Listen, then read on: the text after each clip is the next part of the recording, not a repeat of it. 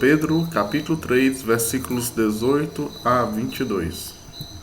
Pois também Cristo padeceu uma única vez pelos pecados, o justo pelos injustos, para conduzir vocês a Deus, morto sim na carne, mas vivificado no Espírito, no qual também foi e pregou aos espíritos em prisão, os quais noutro tempo foram desobedientes, quando Deus aguardava com paciência nos dias de Noé, enquanto se preparava a arca, na qual poucas pessoas, apenas 8, foram salvas através da água.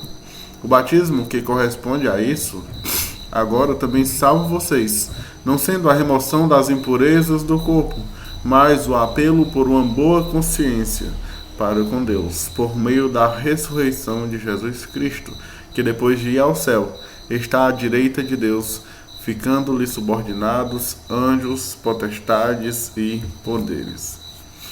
Como Deus usa nossas provações para a sua glória. Esse é o tema do estudo de hoje. Então, em relação a provações se diz respeito às circunstâncias da nossa vida que tem a finalidade de verificar se nossa fé é verdadeira, verificar se nossa fé tem valor. Assim como o fogo purifica e verifica se o ouro é verdadeiro, as provações são o fogo da nossa fé. E uma vez que nossa fé é provada, ela pode ser encontrada valorosa ou falsa. Quanto à glória, é a representação de Deus, a majestade de Deus, a soma de seus atributos. E glorificar a Deus é reconhecer a sua glória, reconhecer e dar a honra que ele merece, mas principalmente se alegrar em Deus.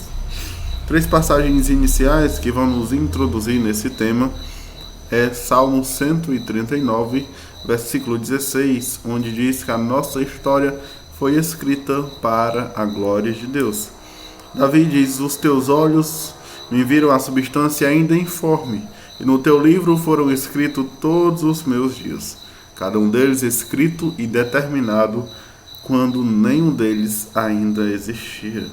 Então, nesse salmo, Davi exalta a onisciência de Deus, a onipotência, a onipresença, a transcendência, a imanência, e até que ele chega a falar do amor de Deus. Um amor que cuida de nós, mesmo quando nós não tínhamos nascido ainda. O amor de Deus cuida da gente quando nós ainda estávamos na barriga de nossas mães. E aí Davi declara: no teu livro foram escritos todos os meus dias, cada um deles determinado, quando eu nem existia. Portanto, a certeza que temos aqui é que Deus escreveu a nossa história. Nossa história foi escrita por Deus. E pode ter certeza que no plano final Deus será glorificado. E na nossa história nós passamos por provações. E essas provações cooperam em cada detalhe para a glória de Deus. A segunda passagem que vamos introduzir aqui é Tiago, capítulo 1, versículos 2 a 4, onde ele fala que as nossas provações são para a glória de Deus. Pastor Tiago diz o seguinte em seu texto: meus irmãos, tenham por motivo de grande alegria o fato de passarem por várias provações, sabendo que a provação da fé que vocês têm produz perseverança. Ora, a perseverança tem ação completa, para que vocês sejam perfeitos e íntegros, sem que nada lhes falte. Então, o que é que te faz feliz? O que você faz para ser feliz? Essas eram perguntas de uma propaganda do Grupo Pão de Açúcar. Será que nós respondêssemos essas perguntas, responderíamos da forma correta? Porque muitas coisas podem nos fazer felizes. Viver confortável, de forma financeira, ter uma casa, um relacionamento saudável com as pessoas que nós amamos, alcançar as nossas metas, ter um bom relacionamento com Deus, ter vários entretenimentos. A verdade é que muitas coisas podem nos deixar felizes, podem ser o motivo da alegria da nossa vida. Mas o pastor Tiago, ele chama a termos as provações como motivo de alegria, de grande alegria. Nós podemos nos perguntar por quê? porque eu vou ter as provações, os sofrimentos como motivo de alegria. Era para ser o contrário, não? Então, Tiago vai responder: é porque, meu irmão, a provação ela produz perseverança. Entenda. Quando você recebe uma provação, ou você é reprovado, ou você é aprovado.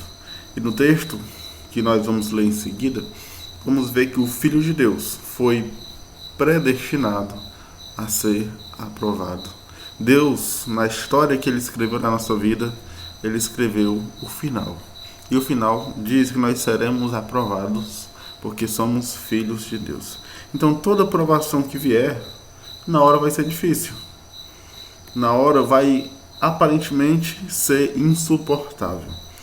Mas a nossa mentalidade deve ser que é apenas mais uma provação na nossa história de vida. Passamos por várias provações. E a que estamos passando hoje não é o fim. É apenas mais uma. E o propósito dela é a nossa perfeição, a nossa integridade. É nos tornar mais parecidos com Cristo. E Cristo nos ajudará a vencer essas provações. No filme Desafiando Gigantes, um dos personagens é orientado pelo seu treinador a andar com os pés e as mãos no chão, com um peso sobre ele, mais ou menos de uma pessoa adulta. Andar 50 metros de distância nessa forma. Só que os olhos dele seriam vendados. E aquele homem começa a andar e o treinador, você consegue, e incentivando ele, até que ele realmente consegue. Ele chega na meta ali dos 50 metros. Mas o treinador continua: vai, você consegue. Aquele homem pensa: rapaz, não consegui ainda não, pois vou continuar. Até que ele anda mais ou menos quase 100 metros, passando ali a meta dele. Esse homem passou uma provação, e essa provação produziu uma perseverança nele, que teve um bom resultado para ele. Só que nas nossas provações, elas também produzem perseverança. Mas nós não temos apenas um treinador dizendo você consegue. Nós temos o próprio Deus habitando em nós. O próprio Espírito Santo que habita em nós, ele nos ajuda. E em Cristo nós conseguimos vencer as provações. Nós conseguimos passar por essas provações e assim encontrar perseverança em nós. Mas a perseverança também não é um fim em si mesmo. Ganhou perseverança, tá tudo bem. Não. Mas o objetivo dela é nos tornar perfeitos. E isso é tudo. Já deveria ser o suficiente para nós acreditarmos que as nossas provações glorificam a Deus. Porque quando somos provados, algo gera perseverança em nós. E essa perseverança nos torna mais parecidos com Cristo, nos torna perfeitos, nos torna íntegros. E nisso nós atingimos o propósito da nossa vida, que é sermos piedosos, sermos parecidos com Cristo. Sabemos que aqui na terra nunca encontraremos a perfeição, mas temos a promessa de que um dia seremos glorificados, seremos como Ele é. Nesse dia será o dia mais feliz da nossa vida. Romanos 8:28, um dos meus textos preferidos da Bíblia, fala que tudo coopera para glorificarmos a Deus. O texto que Paulo escreve diz o seguinte: sabemos que todas as coisas cooperam para o bem daqueles que amam a Deus, daqueles que são chamados segundo o seu propósito. Pois aqueles que Deus de antemão conheceu, Ele também predestinou para serem conformes à imagem do seu Filho, a fim de que Ele seja o primogênito entre muitos irmãos. E os predestinou. Aos que predestinou, esses também chamou, e os que chamou, estes também justificou. E aos que justificou, esses também glorificou. Então, esse é um ótimo texto da Bíblia. É como se Paulo está dizendo: meu irmão, tudo que acontece para o teu bem. E sabe, quando ele diz todas as coisas, é realmente todas as coisas.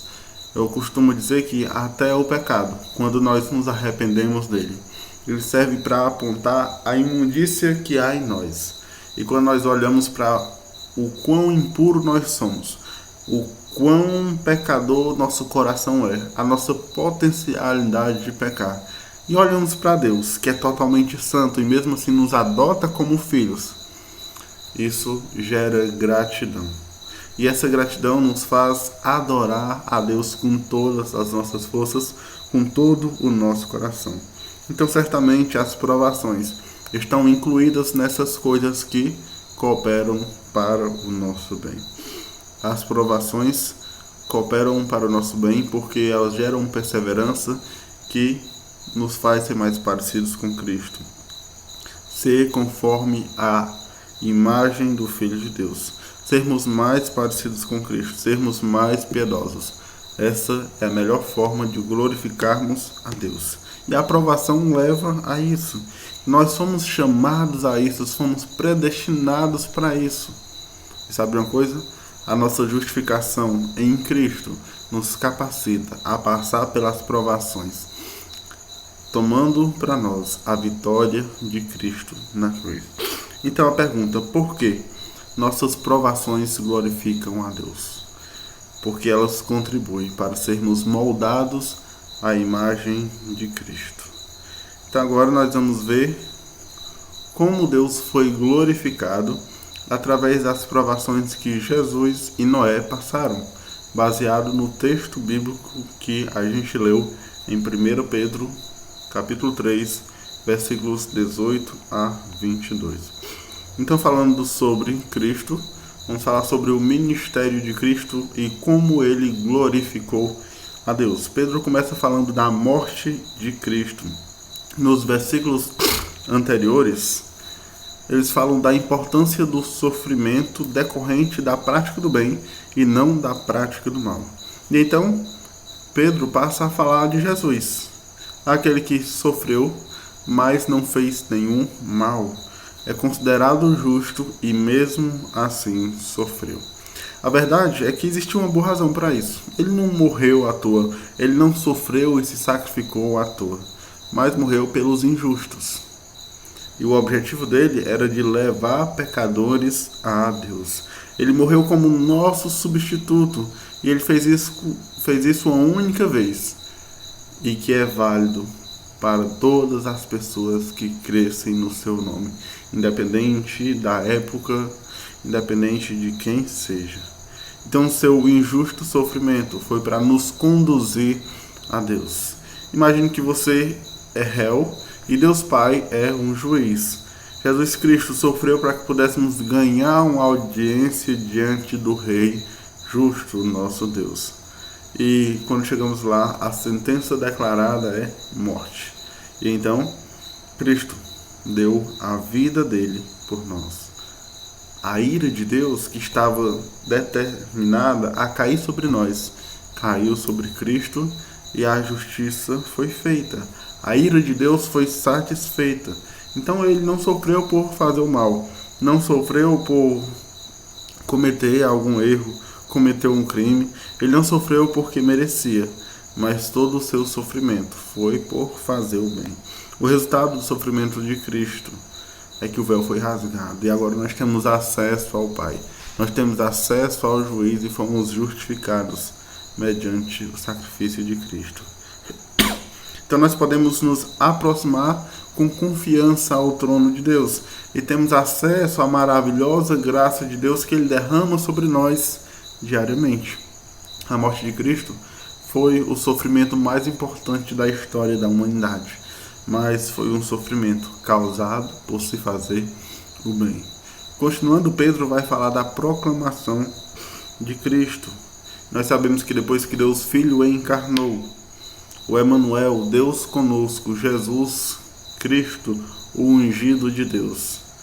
Além dele viver uma vida correta, uma vida sem pecado, sem fazer nada de errado, ele proclamou, ele pregou, ele anunciou as boas novas que se resumia na pessoa dele mesmo.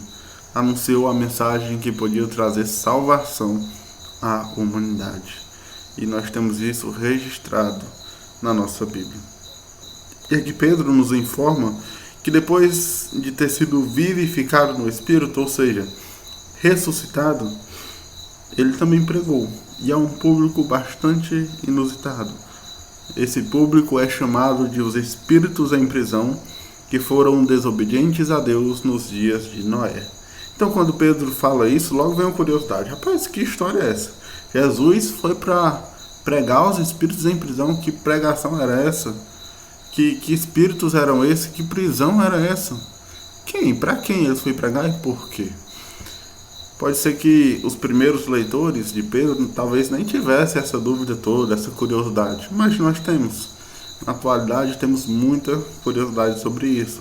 E quando você vai olhar os estudiosos que dedicaram sua vida toda a estudar o Novo Testamento, as línguas, e você se depara com pessoas com alto renome, mas que discordam.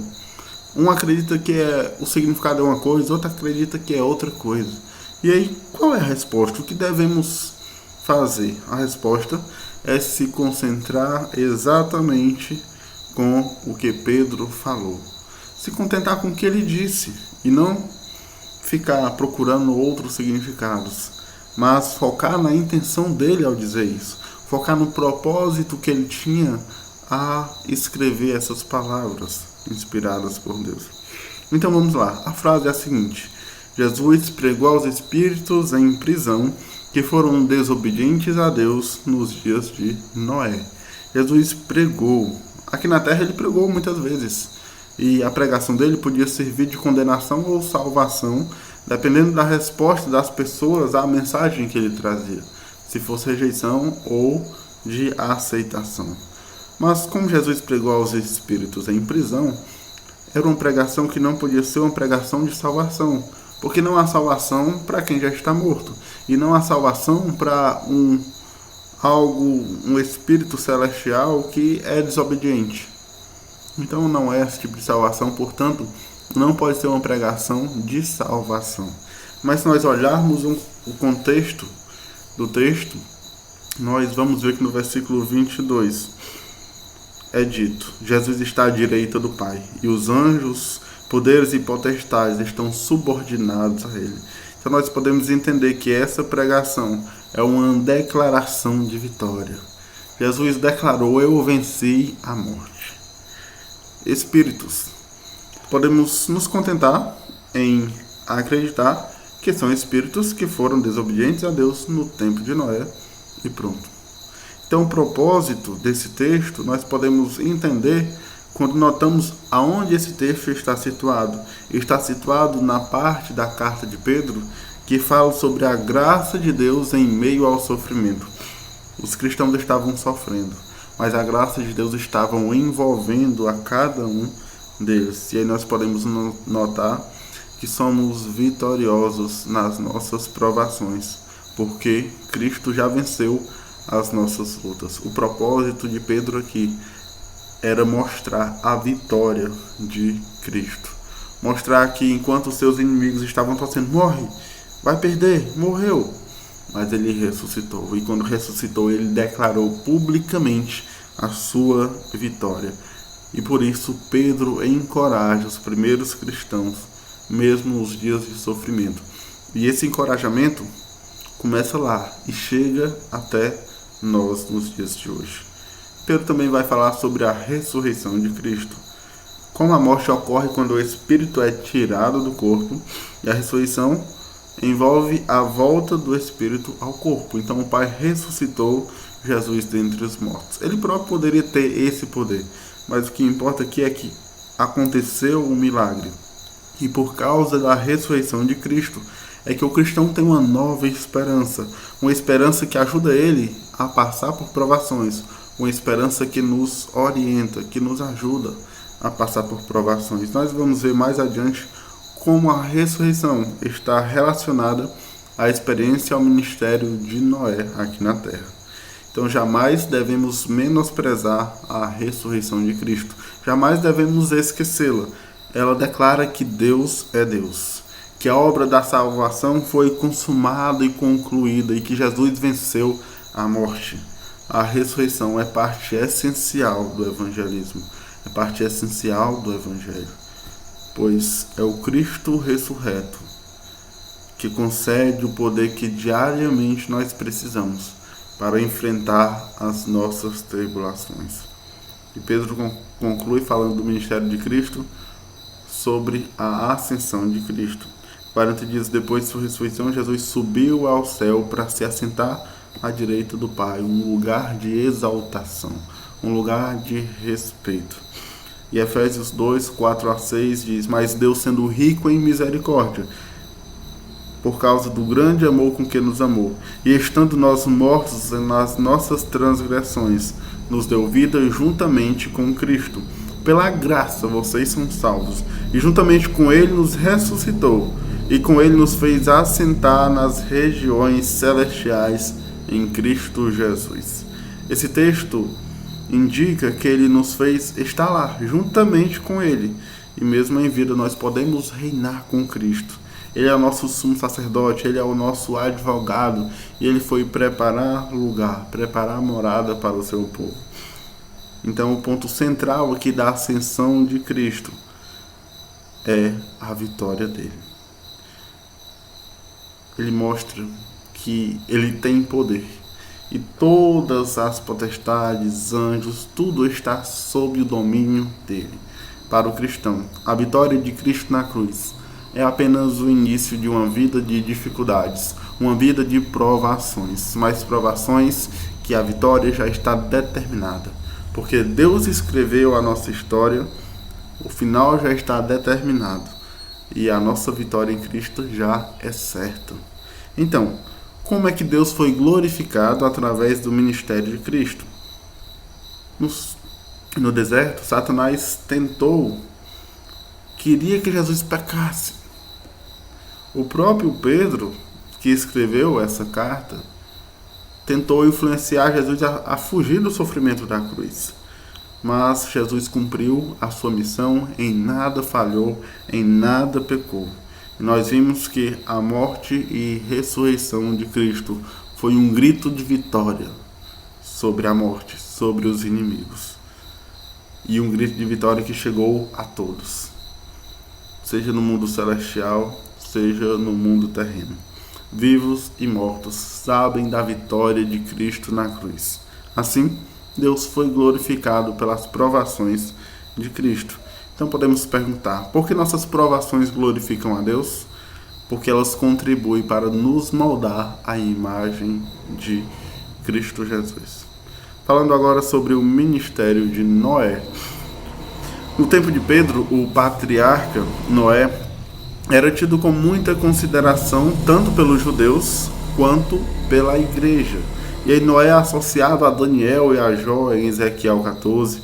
Nos Salmos e nos Profetas é citado o dilúvio. O próprio Jesus se referiu a Noé em sua pregação.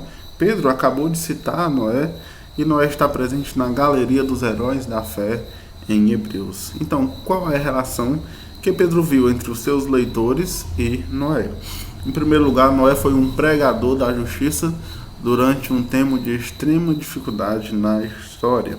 Ele foi um homem que andou com Deus, proclamou durante 120 anos, e durante esse tempo ele passou muitas provações.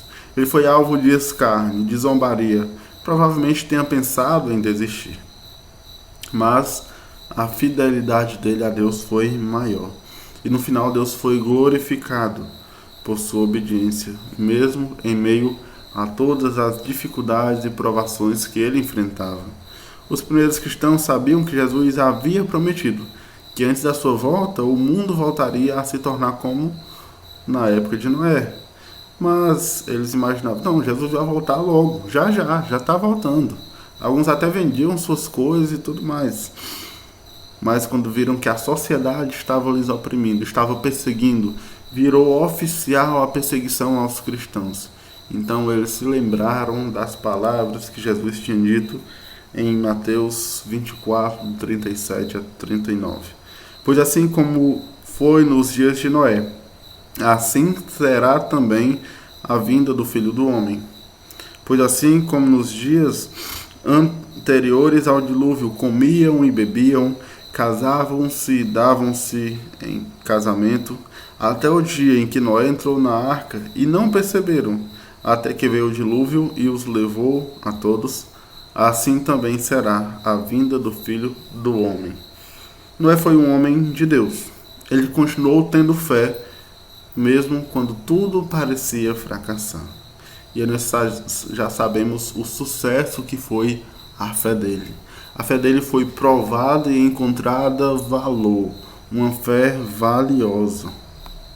E isso encoraja os leitores originais de Pedro, mas também nos encoraja hoje a passar pelas provações com fé e termos a nossa fé aprovada. Então, depois de alguns anos, nós temos, através da história, o conhecimento de que muitas pessoas negaram a Cristo. Estavam sendo perseguidos, ameaçados de morte, tortura. E se negasse a Cristo, estava tudo bem. Poderia viver em paz. E alguns negaram a Cristo e disseram, não, isso foi apenas uma estratégia minha, eu nego a Cristo e depois que ele sai, eu até falo de Cristo, eu proclamo a Cristo, evangelizo. Já outros assumiram, não, rapaz, eu neguei a Cristo porque eu não aguentei. Minha família ia morrer, eu ia morrer, eu estava sendo torturado, eu não aguentei a pressão e neguei a Cristo. Já outros foram fiéis até o fim e firmes em sua palavra. Morreram, foram torturados, mas não negaram a Cristo. E o que aconteceu é que quando essas pessoas que negaram a Cristo queriam voltar à igreja, voltar a ter comunhão com a igreja, eles foram acusados de covardes. Foram acusados de pessoas que desonraram o nome de Cristo. Mas eu pergunto, o que você faria? Imagine que na sua igreja está aí tranquilo, de repente começa uma perseguição. Nega a Cristo e fica tudo bem, mas diz que é cristão e vai morrer. Ou então ser torturado e perseguido. E alguns negaram a Cristo. E depois, quando tudo passou, queriam voltar. Qual seria a sua reação de perdão, de acusação? Você receberia?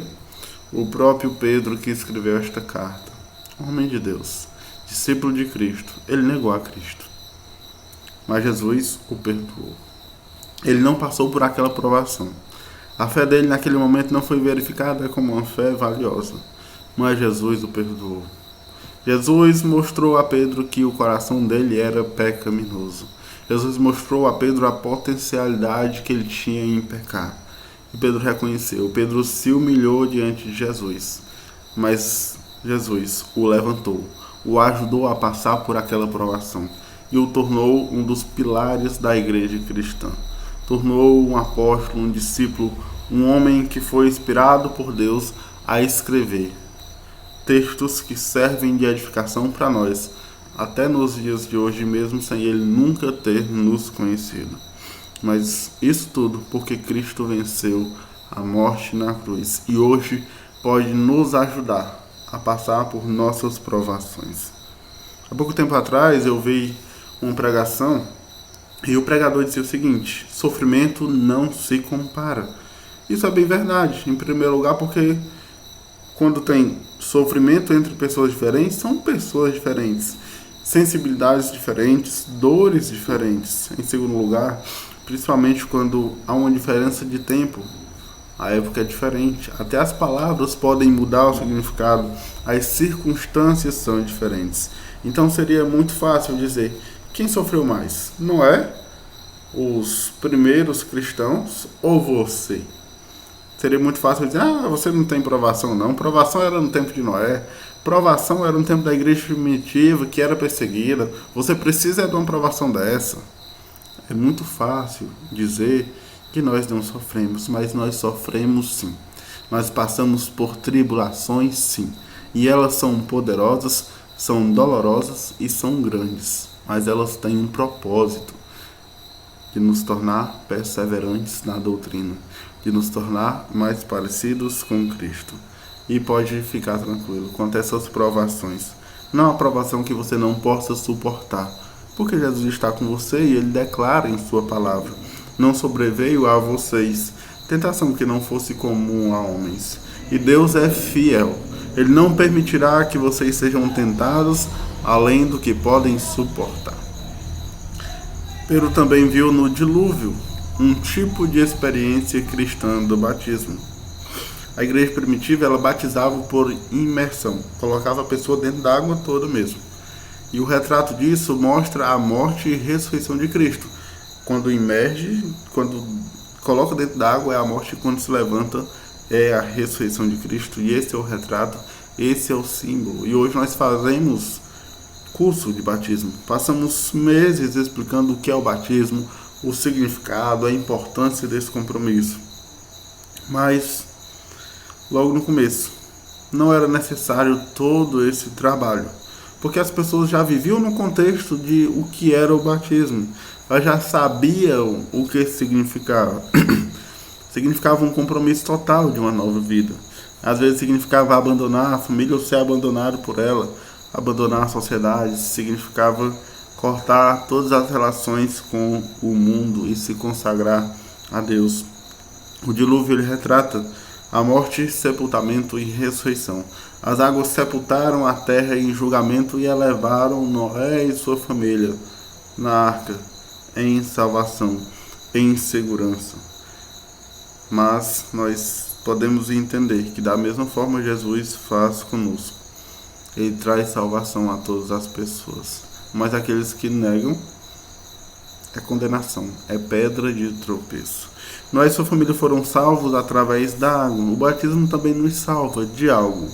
Não da condenação eterna, não do inferno, não da nossa natureza pecaminosa. Isso apenas o sangue de Jesus Cristo tem poder para salvar. Mas o batismo nos salva de uma má consciência.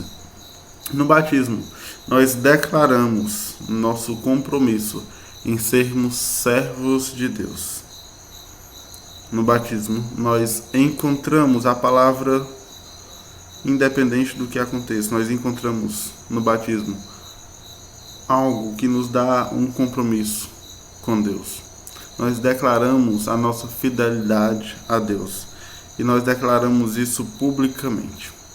O dilúvio está intimamente ligado com a ressurreição de Cristo. Segundo comentaristas do Novo Testamento, que analisaram o calendário civil judeu, eles dizem que a arca pousou no Monte Ararat no 17º dia do 7º mês. E Jesus foi crucificado no 14º dia do 7º mês. E já que ele ressuscitou 3 dias depois, então teria ressuscitado numa data equivalente à data que a arca de Noé pousou no Ararat. Então nós podemos ver aí um tipo de intimidade, um tipo de ligação. Mas podemos perguntar, como Deus foi glorificado através do ministério de Noé, das provações que ele enfrentou? Não enfrentou escárnio, zombaria, tentação, mas ele passou por sua prova. A sua fé foi verificada e encontrada valor nela. Ele foi considerado um homem íntegro, um homem que glorificava a Deus por suas ações e pregou a mensagem da salvação. Por meio dele, pecadores foram salvos. E essa mesma mensagem condenou pessoas. E assim o plano de Deus foi cumprido. E por isso, através das provações de Noé, o nome de Deus foi glorificado. Novamente a pergunta, por que nossas provações glorificam a Deus? Porque elas contribuem para sermos moldados à imagem de Cristo. Agora falando sobre o ministério do cristão hoje. Quais são as lições que nós podemos aprender a partir da vida de Jesus, a partir da vida de Noé e desse texto que Pedro escreveu à igreja? Em primeiro lugar, o cristão deve esperar oposição. À medida que a volta de Cristo se aproxima, a nossa prática do bem incitará a ira dos ímpios. Eu gosto de dizer que o pior mal que você pode fazer a uma pessoa que não é crente é não pregar o evangelho para ela. Você quer fazer o mal? Pois não prega o evangelho não. Mas nós sabemos que isso é pecado. E o maior bem que podemos fazer é pregar o evangelho. Mas quando pregamos o evangelho, pode ver. Vá pregar que você vai ver. Notamos rejeição. Notamos indiferença. Ou então notamos concordo com tudo isso, é muito bonito. Só para a gente sair logo e eles se verem livres da mensagem que nós trazemos de condenação do pecado e salvação daquele que aceita. Então, quando nós obedecemos a Deus, nós sofremos. O diabo coloca sofrimento em nossa vida, mas Deus usa isso como provação para nos fazer mais parecido com Ele, para fazer com que a nossa fé seja provada e encontrada valor nela. Nós também podemos aprender que o cristão deve servir a Deus pela fé e não depositar sua confiança nos resultados. Noé serviu a Deus, foi fiel, proclamou obedientemente mas aparentemente ele fracassou. Em 120 anos de pregação, 7 pessoas se converteram, obedeceram a Deus e ainda eram da sua família, 8 com ele. Se acontecesse isso hoje, um missionário pregando lá no campo e você ajuda, tira lá do seu suor, ora por ele sempre, vai lá, faz visita e ele diz: irmãos, está com 20 anos que eu estou aqui e ninguém se converteu. Fracassado é o que nós diríamos. Mas será que é o que Deus diria? Noé seria um fracassado a nossa visão. Mas a verdade é que não foi assim. A verdade é que ele agiu com fé. E por isso não fracassou, mas foi aprovado mediante as provações. Jesus morreu. Parecia que ele tinha perdido a guerra, a luta, mas ele ressuscitou. E ele declarou a vitória dele. Isso é muito lindo, meus irmãos. Jesus declarando publicamente a vitória dele sobre a morte e sobre o inimigo. Então nós podemos ter fé na vitória que Cristo teve e saber que nós fazemos parte disso. Saber que quando nós aceitamos ser servos dele, o nosso Senhor venceu e nós vencemos também juntamente com ele. E um dia todos vão ter que reconhecer que Deus é Deus, que Deus é glorioso. As pessoas perdidas que vão para o inferno vão reconhecer. E nós que estaremos com ele para sempre, vamos nos admirar para sempre na glória dele. Podemos aprender também que o cristão pode se animar, pois ele é identificado com a vitória de Cristo. Então, no momento em que cremos em Jesus, o Espírito Santo passa a habitar em nós. E nisso nós somos identificados com Cristo. Somos corpo, somos família, somos irmãos. E a vitória dele sobre o inimigo também é a nossa vitória. Assim como um cristão hoje, ele se identifica com a igreja local a partir do batismo, ele passa a fazer parte do hall de membros, também um cristão uma pessoa passa a fazer parte da igreja de Deus, a igreja universal, a igreja de Cristo, quando ela se converte, porque ela é batizada pelo Espírito Santo no momento de sua conversão, e aí faz parte e se torna vitorioso com Cristo. Também podemos aprender que o batismo é muito importante. O batismo identifica o cristão com Cristo, testemunha publicamente a mudança radical de uma vida de rebeldia contra Deus para uma vida de santidade. E aí, quando nós nos batizamos, nós estamos declarando que concordamos com os termos que Deus propõe para os filhos dele viverem nesse mundo como cidadãos celestiais. E também podemos entender e aprender que Jesus é o único Salvador e o mundo precisa ouvir o seu Evangelho. Nos tempos difíceis, eles multiplicam as oportunidades de pregar o Evangelho. Tudo isso porque as pessoas ficam mais sensíveis. As pessoas buscam uma resposta, elas precisam de esperança. Eles estão sensíveis a ouvir a nossa explicação. E aí é hora de nós pregarmos o Evangelho.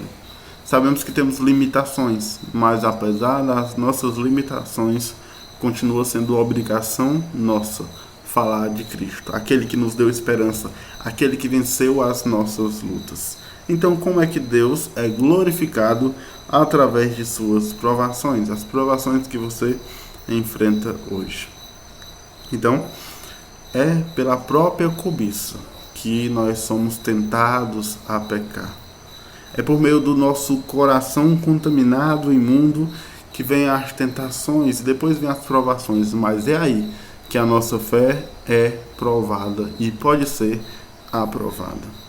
Os primeiros leitores da carta de Pedro estavam enfrentando problemas, perseguições, e hoje também nós estamos enfrentando problemas. Problemas como pessoas, como família, como igreja, como sociedade. Nossos problemas são diferentes, mas por meio deles, nossa fé também é provada. E aí, a confiança. Nossa confiança é provada. O medo nos alcança, nos abraça. Será que eu vou ficar doente nesse tempo de pandemia? Será que meus estudos vão ser prejudicados? O meu emprego? O meu futuro? O meu casamento? Será que minha família vai passar necessidade? Nós somos tentados a não confiar em Deus, que Ele tem o melhor para nós. A sua confiança está sendo provada.